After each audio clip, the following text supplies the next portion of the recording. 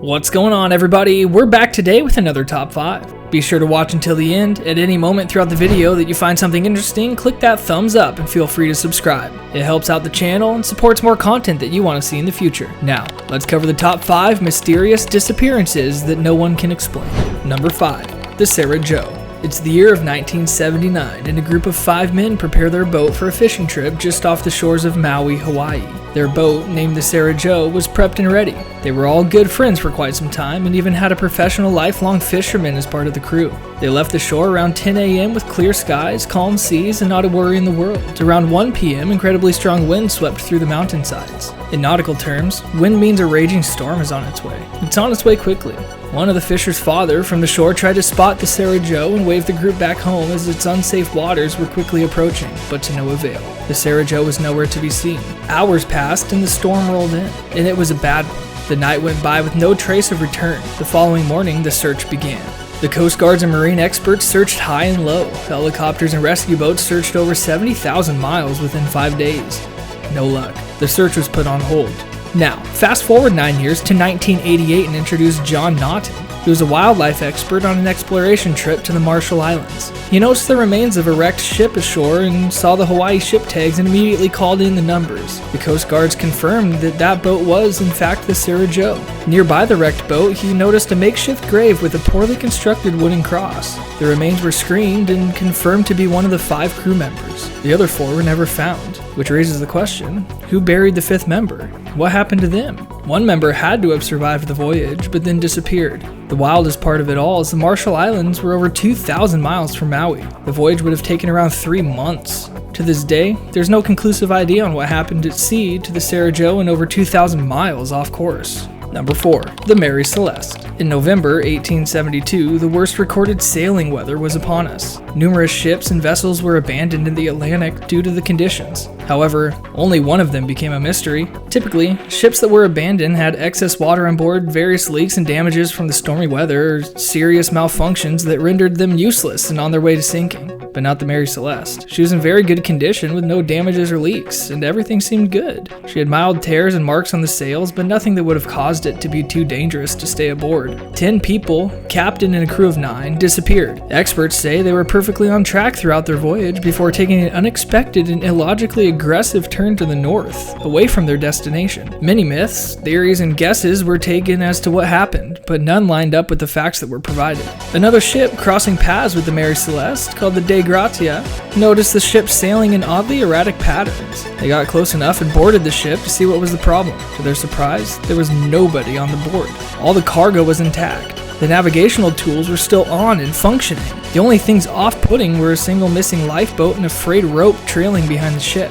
Evidence aboard was found to prove that the ship had been drifting astray for 11 days. Food and water were still in plenty and there was no plausible reason for abandoning. None of the crew members were ever to be seen again. Number 3.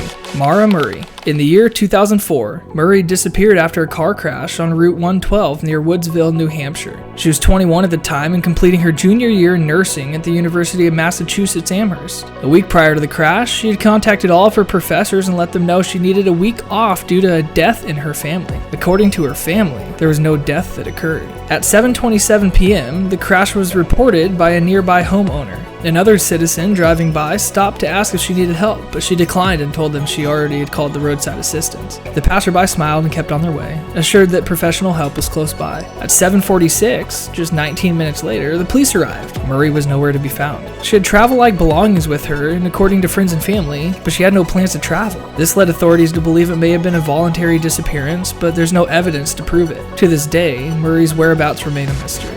Number 2. The Bennington Triangle. Between 1945 and 1950, a number of people went missing in an area southwest of Vermont, which was later coined the Bennington Triangle. In less than 5 years, 5 different people went missing within this territory. In 1945, Mitty Rivers vanished as he led a group of hunters back down the mountain. He got ahead of the group, and he was never seen again. In 1946, Paula Weldon went and took a left turn on a trail and never came back.